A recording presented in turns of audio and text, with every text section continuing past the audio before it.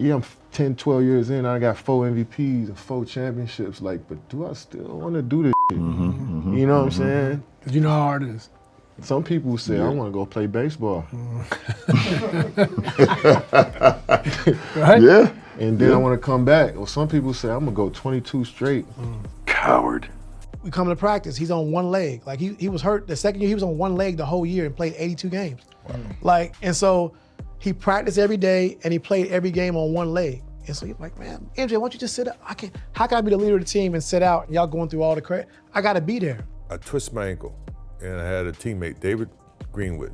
He says, you know, you twist your ankle, young fella, come over and sit with me. You know, this is, you need to.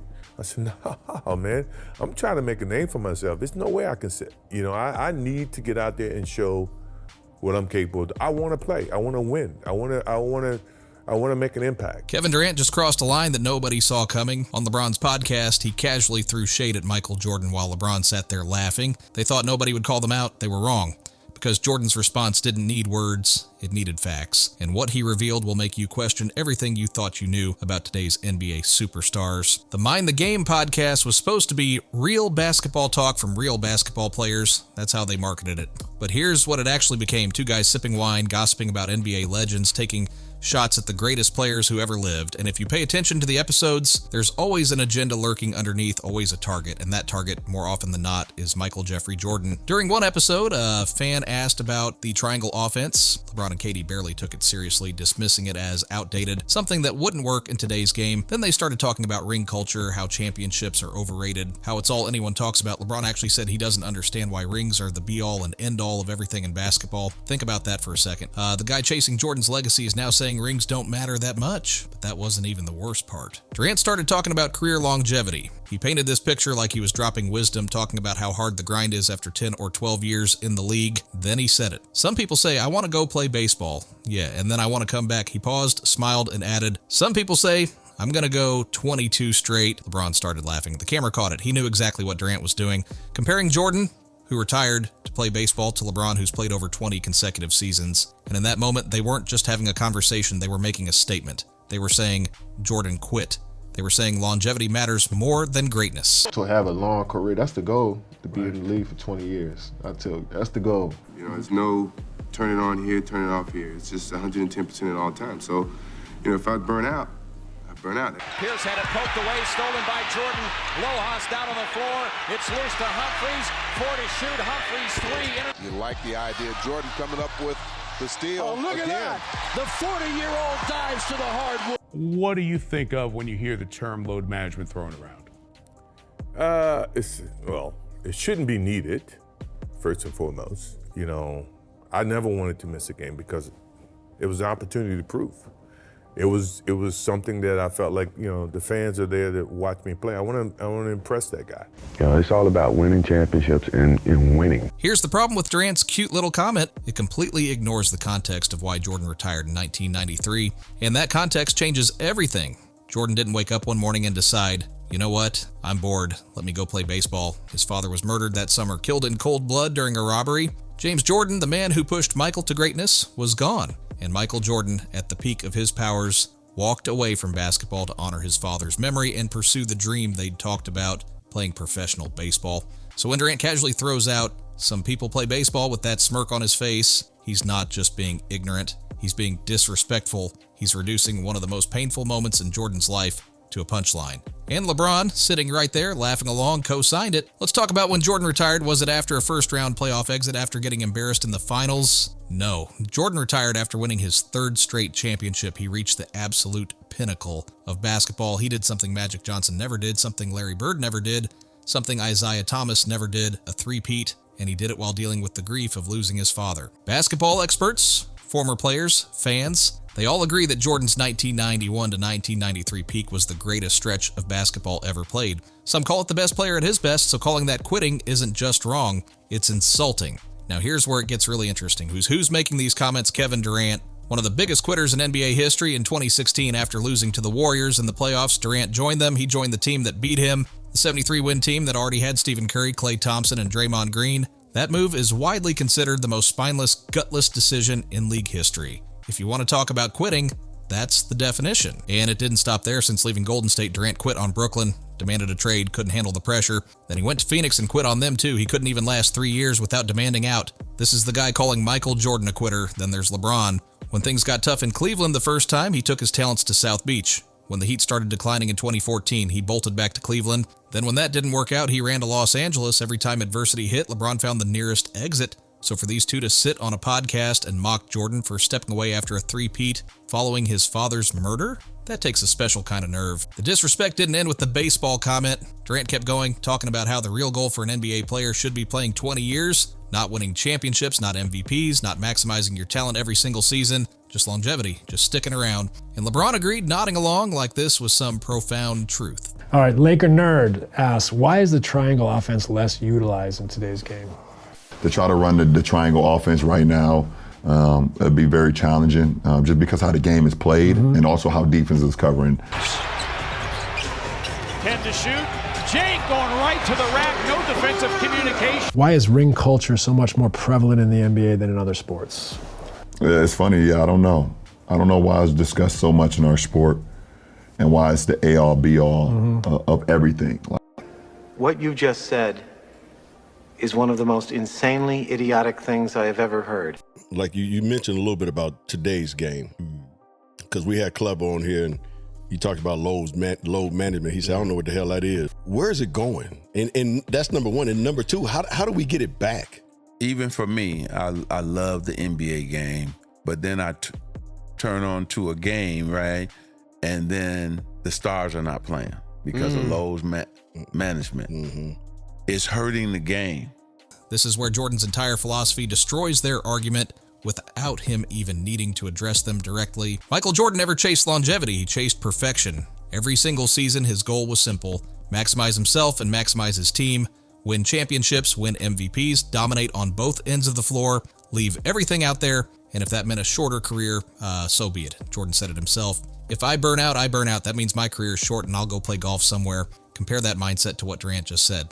Playing 20 years as the goal. Not greatness, not legacy, just survival, just collecting paychecks. Jordan played 15 years total, but really only 13 full seasons. In that time, he won 6 championships, 6 finals MVPs, 5 regular season MVPs, 10 scoring titles, and made 9 all-defensive teams. That's not just impressive, that's near perfection. Now look at Durant and LeBron combined. They've played 39 seasons, nearly 3 times as long as Jordan's peak, and what do they have to show for it? 6 championships total, 5 MVPs, 6 finals MVPs, 5 scoring titles, and 5 all-defensive selections combined. In almost 40 years of basketball, they accomplished less than Jordan did in basically a decade. Think about that, twice the time, half the results. Jordan wasn't just talking theory when he discussed his approach to basketball, he lived it. When he came into the league as a rookie in 1984, he played all 82 games, every single one. That year, 40 players in the entire NBA played a full season. Jordan averaged 38.3 minutes per game, ranking 4th in the entire league. His total minutes ranked 3rd behind only Buck Williams and Larry Bird. From day one, Michael Jordan was an Iron Man. This was in an era where the game was harder, more physical, and the travel was brutal. Teams flew commercial. They had one trainer and one strength coach. They practiced harder and longer. Back-to-backs were constant, and yet players still showed up. In the 1999-2000 season alone, 58 players played all 82 games, 58, let that sink in. Compare that to today. In 2022, the fewest players in NBA history played a full season. Then 2023 broke that record, then 2024, then 2025. The worst years for availability in NBA history are happening right now, in the 2020s, when players have every advantage imaginable: private jets, entire medical staffs, sports science, personalized nutrition, state-of-the-art training facilities, and they're playing less than ever. Why? Because the mindset changed. Jordan explained it perfectly without ever mentioning LeBron or Durant by name. He talked about load management, about resting when you're not hurt, about prioritizing comfort over competition. He said, I never wanted to miss a game because it was an opportunity to prove myself. The fans are there watching. I want to impress that guy way up in the top deck who probably worked his butt off just to afford a ticket. It might not be in the team's best interest, in your best interest, to play all 82. Is that something you thought about at all since you made the goal? That's a goal, but we'll see. The next day, I'm available to go and be in the pro. If OBJ shows up, he might score 100. You know, the fans are there to watch me play. I want to impress that guy way up on top who probably worked his ass off to get a ticket.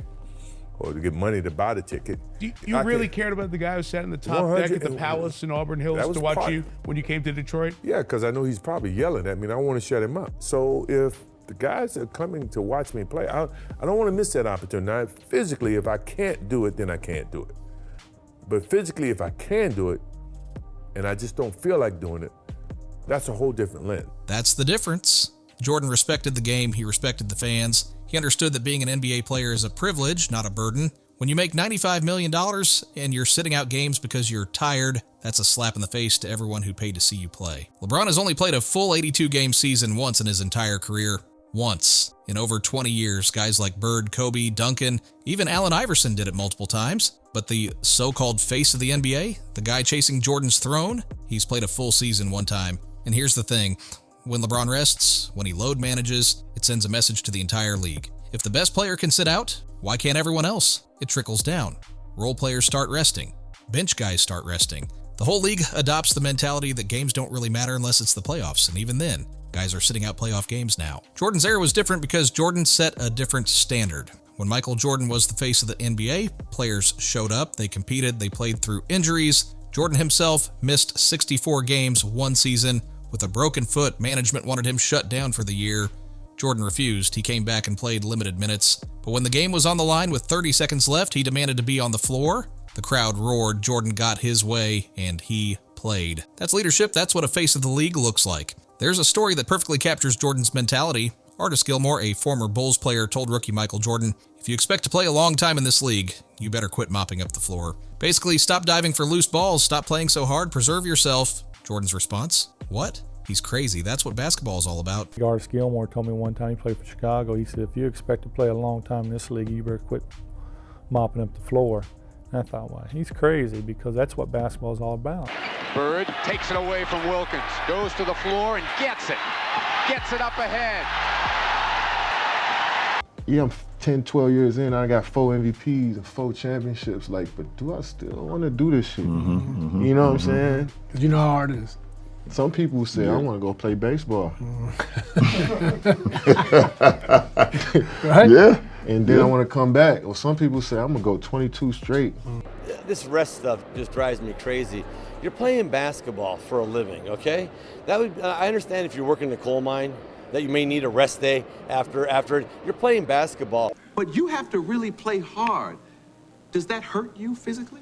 No, because when I play hard all the time. You know, there's no turn it on here, turn it off here. It's just 110% at all times. Jordan and Larry Bird both played under 15 full seasons. Why? Because they left everything on the floor every single night.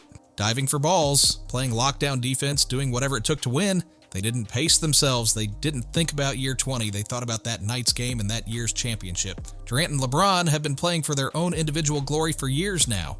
Stats, points, all-time leaderboards. LeBron literally admitted that if he cared about stats, he never would have retired in '93. Oh wait, that was Jordan talking. Jordan said if he cared about scoring records, he would have kept playing, chasing Wilt Chamberlain and Kareem Abdul-Jabbar. But he didn't care. He cared about rings. He cared about winning. There's another layer to this that people aren't talking about. In this new podcast era, punching up at legends has become not just acceptable, it's encouraged. Guys like Jeff Teague, Tracy McGrady, Dwayne Wade, Gilbert Arenas, and now Durant and LeBron are all taking shots at Jordan and Kobe. It's open season on the guys at the top of the mountain. Everyone's looking up at them, and the easiest way to make a name for yourself now is to tear them down. But here's the problem. Jordan doesn't need to respond directly. His legacy does the talking. His 6 rings do the talking. His perfect finals record does the talking. His highlight reel does the talking. And most importantly, his mentality. You play basketball 2.5 hours a day, 3 hours a day, right? That's your job. That's what you get paid to do as an NBA player. What are you doing the other 21 hours? I mean, to me, that's when you should be preparing for your next day of work. The mentality that built the NBA into what it is today does the talking. Michael Jordan, Magic Johnson, Larry Bird, Charles Barkley, they earned everything they got. When corporate America came calling with sponsorships and endorsements, these guys had already proven themselves. They had the game to validate the hype. Today, players get max contracts and shoe deals before they play a single NBA game. They're paid on potential, not performance. And that creates a bad work ethic. When you get everything handed to you, you don't work as hard.